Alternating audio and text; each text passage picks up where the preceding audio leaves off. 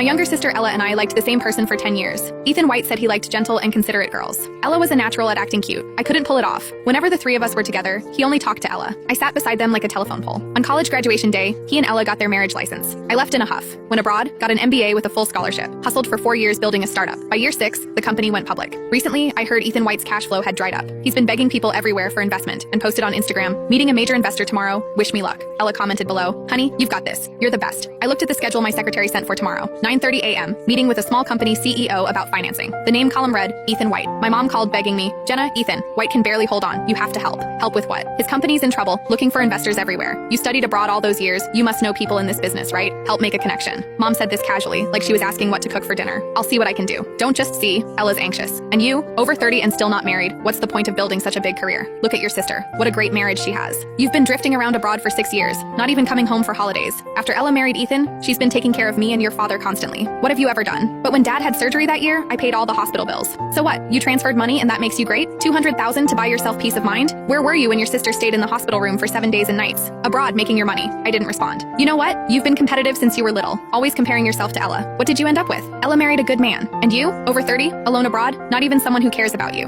I looked at Ethan White's name on the schedule, my finger lightly swiping across the screen. Mom, it's almost midnight. Fine, you're busy. You're always busy. Mom's voice lowered a bit. Your sister wants you to help find out what kind of person the investor Ethan's meeting tomorrow is, so he can prepare. The investor is me. Okay, I'll ask around. After hanging up, a Snapchat message popped up. Ella's voice message. 36 seconds. She always sent voice messages, never typed. Jenna, Mom told you, right? Ethan's under so much pressure lately, he can't sleep every night. You've been abroad so long, you must know lots of people in investment, right? Help us ask around. She paused. Oh, what is it you do again? Internet or something? I can't quite remember. 36 seconds and she couldn't even remember what I do. The news coverage of the IPO included my full name. She wouldn't search for it. The family group chat was buzzing too. Mom, Ethan has an important meeting tomorrow. Let's all cheer him on. Hope he secures the investment. Dad responded with a thumbs up. Ella, honey's the best. He can definitely do it. 20-something messages scrolled by, not one related to me. 6 years. I only read messages in this group, never replied. I used to try. The day I closed Series A funding, I sent, got Series A. No one asked what Series A was. Ella replied, Jenna, you're still working on that little project? Keep it up. After that, I stopped posting. Secretary Amy's call came through. Miss Harris, tomorrow's 9:30 client's assistant called to confirm the time. Materials are ready. Should I send them now? Just leave them on the desk. Okay. Also, the assistant seemed pretty anxious, asking if they could meet 10 minutes earlier. Tell them to wait in the reception room when they arrive. Time stays the same. Understood, Miss Harris. Anything else we need to prepare? No preparation needed. Just follow the standard financing consultation procedure. Jenna, why aren't you replying to my messages?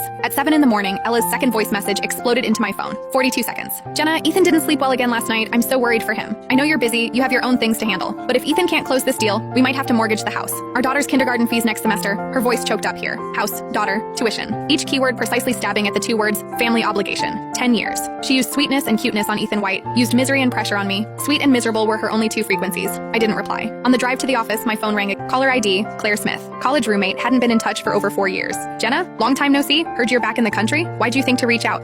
Your sister mentioned you at a dinner party a few days ago. What did she say? She said you went abroad because of a broken heart. That you liked her husband Ethan White for 10 years, couldn't win him over, and left for abroad in a fit. My grip on the steering wheel tightened. Everyone was feeling for you. How hard these years abroad must have been. Your sister even said you're still not married. Probably still can't let go. Her eyes were red, weren't they? How did you know? Yes. She said the person she feels most sorry for in this life is you. But she also said you've been stubborn since childhood, competing with her over everything. Even studying abroad was to prove you're better than her. She said she actually feels bad for you. Claire's laugh was light, but every word was like a soft knife. Ella used the most pitiful posture to write my character for me. A pathetic older sister who failed at chasing a man, left abroad in a huff, worked desperately to prove herself, and still couldn't get married in her 30s. 6 years. Rang the bell at the New York Stock Exchange, market cap nearly 10 billion, over 500 employees globally. In her mouth, it all amounted to nothing more than heartbroken woman who ran away and can't get married. What else did she say? Said you cried at the airport that day? So heartbreaking? I cried at the airport? Yeah, Claire.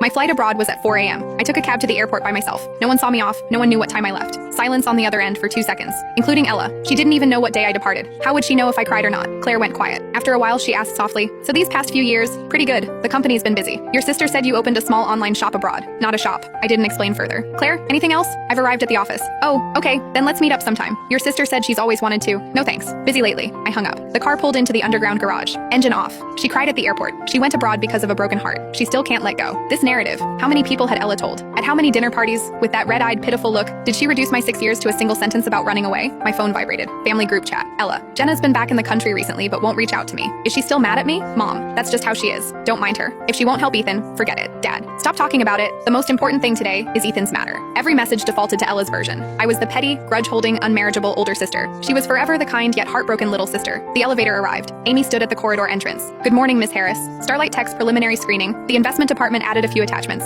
Do you want to see them now? Bring them in. 9:30 meeting time stays the same? Same. How should we approach it? I walked into the office. Follow the rules. Who he is doesn't matter. The project speaks for itself. Jenna, are you there? 7:23 a.m. Ethan White's Snapchat message appeared on my phone. In 6 years, this was the first time he'd messaged me. Not to ask how I was, not to say long time no see, to ask for help. I'm meeting an investor this morning at 9:30, a company called Summit Holdings. You've been abroad so many years. Do you know anyone there? Help me get some intel on what kind of person their CEO is. I looked at this message. 10 seconds later, another one. Ella said you did something with investment banking? Then you must understand this circle a bit. Help me ask around. This is really important to me. Investment banking. That's how Ella introduced me to him. He didn't even know what I did. That investor was my company. That CEO was me. But he didn't know. No one told him. Just like no one ever cared. I didn't reply. Another message popped up. Jenna, did you see my message? Then, I know you might still care about what happened before, but that's all in the past. Help me with this for Ella's sake. Care about what happened before. He thought I wasn't replying because I still resented him for marrying Ella. Not because I had over 40 emails waiting to be processed first thing in the morning. He thought my world still revolved around him. I shut off my phone and walked into the company. By the time I sat at my desk, Amy had already organized the days. Miss Harris, I went through Starlight Tech's due diligence attachments. The investment department has a finding. Go ahead. Their core product linker's underlying conceptual framework highly matches the paper you published in the school journal in 2016. Keyword overlap exceeds 70%. I know. The investment department initially thought it was a related party project and specifically came to confirm with me. Your name isn't in any of Starlight's documents. Of course not. Amy hesitated. If we need to go through intellectual property procedures, we don't. But Miss Harris, if a concept only stays in a notebook, it's nothing. He at least took it and did something with it. Whether he succeeded is another matter. Amy pressed her lips together. I finished flipping through his business plan. 4 product lines, not one viable. Technical team configuration unbalanced. Customer acquisition cost model still using data from 3 years ago. My phone lit up again. Family group chat. Ella. Honey's already left. Everyone pray for him. Right after, she private messaged me. Ethan said you didn't reply to his message. Can you just help me this once? He's really nervous. Then an 8-second voice message. Is your phone dead? Did you even see it or not? I closed Snapchat. 8:50 a.m. Amy poked her head through the door. Miss Harris, Mr. White from Starlight Tech arrived at reception. He's 40 minutes early. Should we arrange for him to go to the meeting room? Arrange it. 1 glass of water. Okay. She walked out 2 steps, then turned back. The receptionist said, after he arrived, he made a phone call. Not quietly. What did he say? He told whoever was on the phone, don't worry. I've seen plenty of investment companies this size. Today's just going through the motions. Summit Holdings. Last year's assets under management. 26 billion. In his mouth, we were just going through the motions. Amy. Yes. Notify him at 9:30 sharp. Not a minute earlier. It's 9:28, Miss Harris. Amy gently reminded from outside the door. I closed the report I was halfway through reviewing. My phone lit up on the desk. Ella's voice message. 15 seconds. Ethan said he messaged you and you didn't reply. Are you doing this on purpose? This meeting is really important for him today. If you won't help, fine. But don't drag him down. A pause. Her tone switched frequencies. I'm telling you, Jenna, if Ethan's meeting falls through today, I'm telling mom and dad it's because of you. You're taking out your frustration about not getting married on us. When will you ever grow up? 15 seconds to say all that without breathing. With outsiders, she draws out every word coyly. With me, every word stabs without gaps. Mom's call came right after. Jenna, are you fighting with Ella again? No. Then why won't you help Ethan? It's a 10-minute thing and you're making excuses. Mom, I'm at work. What's so important about that little company of yours? Ethan's matter is serious business. Can't you tell what's important? Mom, don't mom me. I'm telling you, Jenna, if you won't even help with this little thing, don't come back to this house. You ran off after college graduation. You weren't there when your dad had surgery. You didn't come to your sister's wedding. 6 years. Have you done one thing for this family? I leaned back in my chair. Outside the window, the September sunlight was blindingly white. You've been competitive since you were little, always comparing yourself to your sister. What for? You've worked yourself to death. What's the point? From far away on the other end, Ella's voice. Mom, stop. She has her reasons. Mom sighed. Fine, don't help then. You never cared about this family anyway. Beep, she hung up. I placed my phone on the desk. My fingertips felt nothing. Not pain, just gripped too tight. The day I rang the bell at the NYSE, I stood on the platform watching colorful confetti fall, hundreds of people applauding below. The lights were scorching. In that moment, what I thought wasn't about success.